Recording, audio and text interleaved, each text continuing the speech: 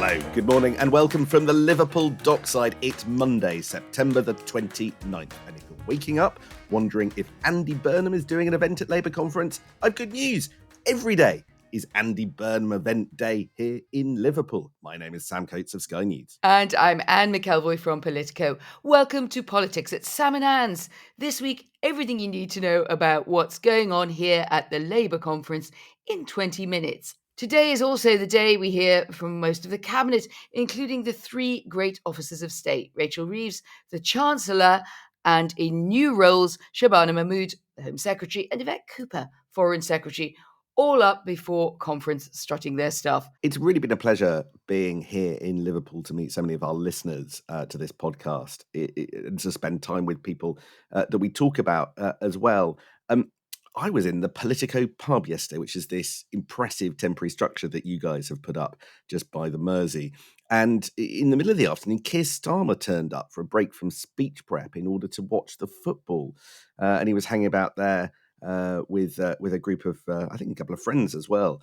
And at one point, Anne, he actually wandered over to me to say an enthusiastic hello, and then started talking about the football, which, of course, left me completely nonplussed. The conversation didn't last very long. He looked disappointed and moved on. So there we go. I've had my encounter.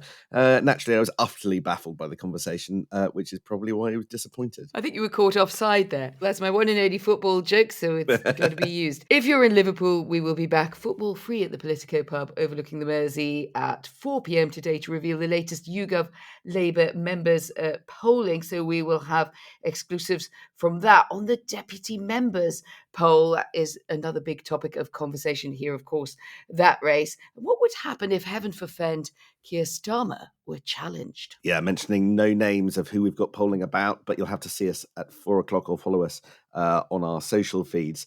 Well, actually maybe mentioning one name, and that is, of course, Andy Burnham.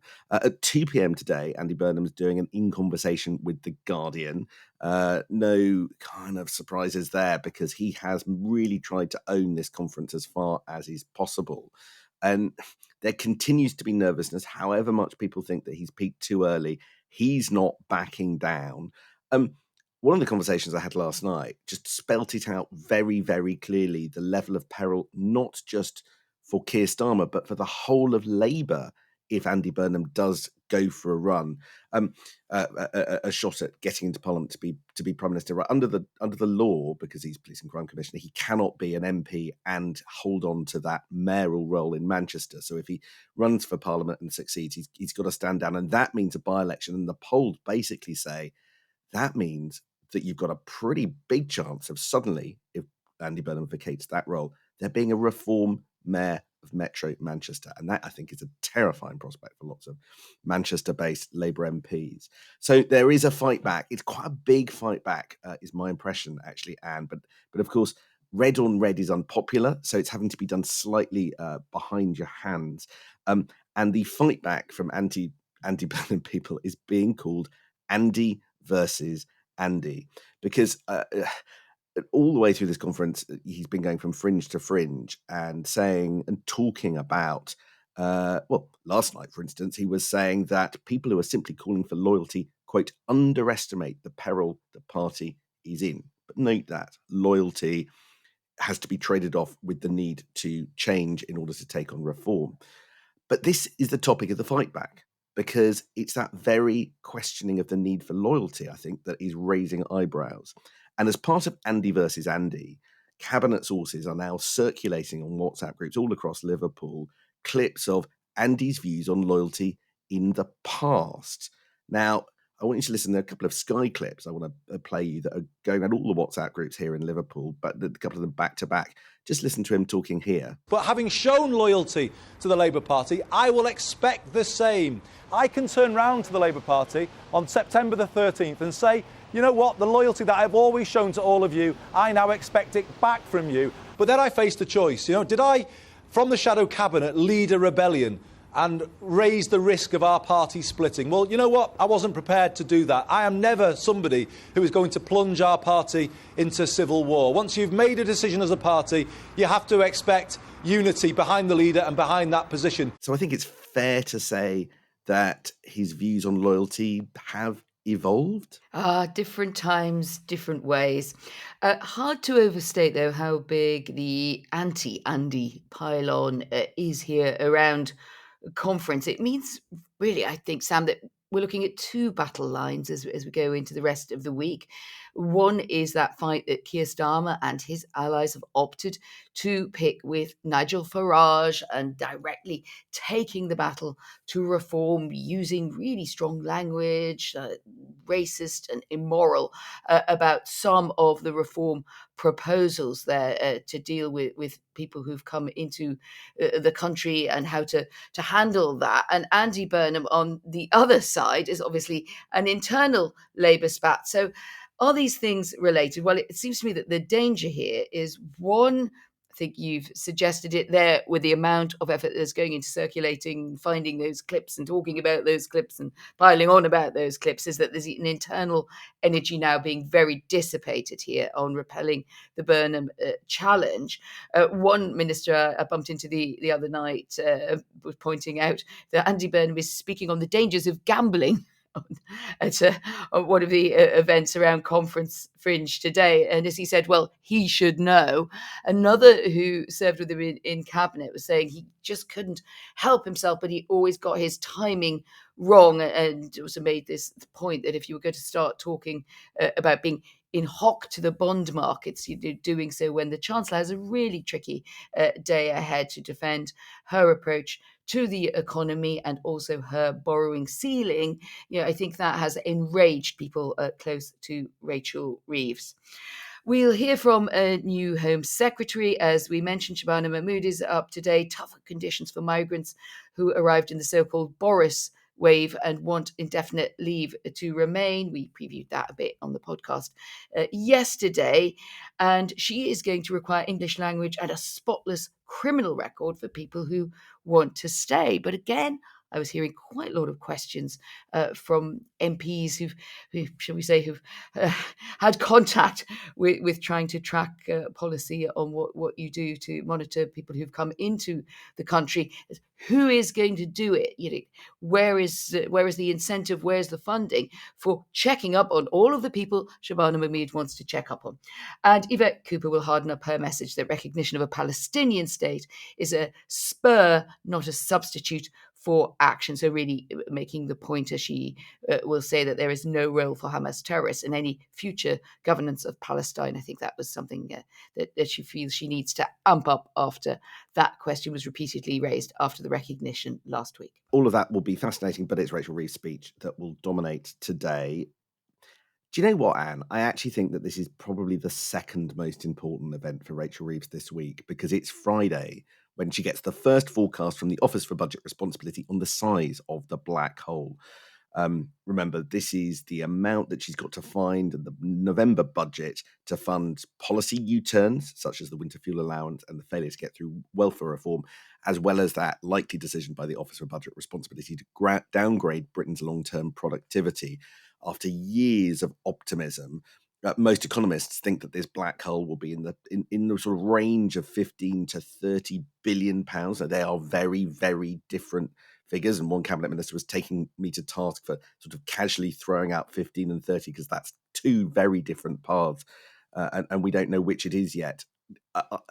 They want to avoid this topic. I think it is so big, it is reasonable to continue to want to talk around it even before anybody has the full facts. What do you think is coming up? I'd expect a defence of why there is a black hole in the first place. In other words, the fiscal rules that need to be kept, because you're hearing those noises off across Labour from the soft left of the party. The economic soft left is especially difficult at the moment, sort of suggesting, well, this was useful at the time when we talked about our probity before we came into office, but times have changed, challenges are distinct, and we don't need it now so much. So I think we'll hear a strong and staunch defence there from the Chancellor on that. There won't be speculation on the actual size of the black hole. Someone put the 30 figure to her, I think, yesterday on the rounds, Sam, and she didn't rise to it. She didn't rule it out, but I suppose you could say if she thinks that the number is going to come in less, then it will be seen as relatively good news if you let that slightly scary 30 billion figure go out there. And if it goes towards that, well, what she doesn't want to do is suggest that it's less and then have the OBR say that it is more. The trail overnight is really that her focus will be allied to that message about work and welfare and work. So bringing welfare to work back to the agenda of that bruising session that she had in the Commons before the summer. She'll be announcing young people who've been out of a job or education for a year and a half will be offered a guaranteed paid work placement. If you don't take up the offer, then you could be stripped of benefits. And she'll also promise nothing less than the abolition of long-term youth unemployment and make the case for a society more founded on contribution. So that balance of work and reward, to me, that signals also a wholesale overhaul still going to happen somewhere in the imagination of this government to the welfare system, because it's not strongly based on contribution. This is one of the criticisms of the UK welfare system. I think we're going to see a lot of that talk about contribution. How would it be enforced? This is a question I just keep coming back to. No, absolutely. And the vibe overall is kind of don't mention the black hole. And yeah, I was chatting to cabinet ministers yesterday, and they do get quite sticky with you if you push on this. I know it's an annoying topic. I know it's a kind of scary topic, but there's no point denying that it exists. And you're absolutely right. If people think that there's a £30 billion black hole coming, and it comes in at less, then that might be seen as a win. But remember why it exists, right? About £10 billion is because of U-turns on policy like winter fuel and the welfare stuff. Then there's the productivity downgrade. I'm hearing that there is a bit of an acceptance in the Treasury now that you're going to have more headroom, a bigger buffer between how much you're planning to spend and the limit set by your fiscal rule. Now, that could be another 5 billion. Somebody blanched when I suggested it might be another 10 billion. But the bottom line is that's going to increase the size of the taxes that you need to raise, because we broadly think that most of this is going to have to come through tax. There will be attempts to maybe try and get a little bit of growth scored by the OBR for an EU youth mobility scheme. Maybe there can be a bit more planning legislation in the offing that the OBR will score positively. But these things tend to make quite small differences in the numbers overall. So tax is what's on the agenda. We're in a slightly absurd situation where the front pages today are hyper-interpreting Keir Starmer's comments on VAT, and sort of a lot leans on whether or not his use of the present tense, saying the manifesto stands, but not saying it will stand when it comes to those tax pledges, whether that linguistic kind of gymnastics gives him a bit of wiggle room. There's so much of this between now and November that it's going to be quite painful. But what I do think, coming away from a series of conversations, is that this cabinet haven't worked out how to explain why the black hole exists, why there's going to be a downgrade, who's to blame for the downgrade, and really they just haven't begun to get their sort of linguistic ducks in a row. I'm told that the board meeting about the Treasury is meeting 3 times a week. That's a group of senior people in number 10 and number 11, 3 times a week.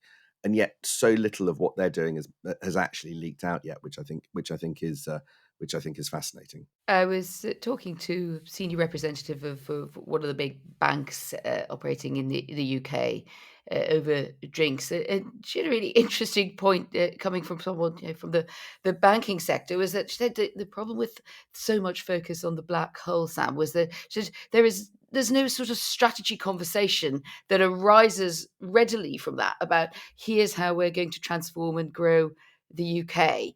Here's why, we're attracting investment. She said if the investment arm of this bank and others would be listening out for that. And this concern that really the Treasury sort of trapped itself into talking endlessly about the black hole, which struck, I don't deny that it's as important as you say, but I thought it was also an interesting question. If you take back the lens, what is this Chancellor trying to put across in terms of the mojo of the UK and of the big strategic vision for UK PLC? By the time everyone is exhausted discussing the black hole and whether they're going to get a bit of headroom by Friday or whether they're not, and whether they get $500 million or scrappy little amounts out of youth mobility schemes, which, by the way, seems somewhat dubious when you look at the whole idea that they're reciprocal. So you're going to lose some young people who are going to go and work in somebody else's economy. I thought that was an interesting point. In terms of the Chancellor's mojo, which is the new word that I'm putting on the podcast, because when I say vibes, Sam Coates is so reactive to vibes-based politics that I've just, as in all happy marriages, I've learned what to avoid. But there is something about the mojo or what a Chancellor emanates, I think, Sam. I think you might not disagree with me on that. And I think one of the things that Rachel Reeves has been talking up, certainly around those from the finance world visiting this conference, is come on, the UK is not such a bad place to be planning to have your money or to amp up your investment, and how much it has stability is on our side. It's neither the US with the kind of rock and roll of the Trump years and Wall Street's reaction to that. We are affected by that, but we're not right in front of the door when it comes to that. And also somebody talked about people going off to the heady havens of the Middle East, the Dubais, etc. Her response was, and very close to war zones, and look at the risk that attaches to that. So I think there'll be a sort of subliminal message, if not more, saying stick with the UK, come into the UK if you find your life as an investor too exciting somewhere else and maybe too dull in Frankfurt. Perish the thought. I think what's going to be interesting is the extent to which Rachel Reeves can bind in her cabinet as she gets towards this budget. I'm picking up sort of three strands of arguments around the cabinet table.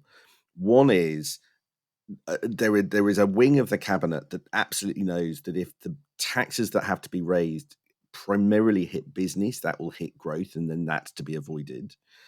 There is another wing that wants fairness to be a very clear argument, and therefore working people completely protected, and that would actually push some of the tax burden a bit more towards the business sector. But again, that'll cause a bit of a clash. And then there's a third bit that really think that come November, politically, this government needs to remove the 2-child benefit cap, i.e. find yet another £3 to £4 billion to fund a welfare measure. Interesting, I picked up last night that there's a sort of maybe a halfway house on the 2-child benefit cap. What if you said that you were going to lift the 2-child benefit cap for those in work, put that through in legislation, and challenge Labour MPs to vote down that as part of a sort of a grand bargain? That's the kind of thing that some people at the top of Labour are talking about. But traditionally, budgets are not something that have had buy-in from the whole top team. Your bit is discussed as a cabinet minister, and then the rest of it is landed on your head. There are already these budget board discussions going on, but do they try to be a bit more inclusive? One of the criticisms of Rachel Reeves for the last few times she's done big moments is she's been, hasn't really brought many people with her until the very last moment. Will that change, or will she continue to operate as she has done in the past? That's an intriguing idea on the 2-child benefit cap. However, to bring us full circle of what we opened the podcast with, if you also need to address those noises off and separate off the more reasonable criticism from the soft left of Keir Starmer, I think trying to split any decision on the 2-child benefit cap, where the argument, actually the best policy argument, is it hasn't really worked, terrifically to do what it was supposed to do, to dissuade people in very vulnerable circumstances from having a third child. If it hasn't worked for that, whether they're in or out of work, I think there would be a massive pushback. If you look around, you'll have seen this too, Sam. As soon as you arrive at Lime Street here in Liverpool, there's this big board, I think is Save the Children, saying this is the one change we need to get made to lift children out of poverty. It's that very Labour, very inflected language of genuine concern for children growing up in terrible circumstances and in poverty. And I do think if you tried to split the difference on that, although fiscally you would have a point, I think politically it would double down on the row. So, gosh, that would be, let's leave that out there, because all things are possible in this reset, but that would have great changes. Right, I want to save the listeners because the 20-minute alarm has gone off. Right, I will see you multiple times through the day, I think, today, and not least at 4 o'clock in the Politico pub. Please come along if you are an accredited member of Labour Conference and have access to the secure zone. The pub is extremely cool. I might go on the Sky Run now if I dare, although I'll probably be the slowest one there. And there are a lot of other joys besides. But we will see you tomorrow for Politics at Sam and Anne's, the normal edition in the morning. And then after Keir Starmer's speech, we aim to get the first podcast analysis out super quick. We never hang around, do we, Anne? About an hour or two after he sits down with everything you need to know about Keir Starmer's speech. So it's a double day tomorrow. See you then. Do pop by the pub this evening. I'm with John Healey, the Defence Secretary, so I'll be sorting out the defence of the realm. No fear, it's in steady hands. I've got it. If you're around and accredited, as Sam says, do come by, and otherwise we might have a word about it tomorrow on the podcast.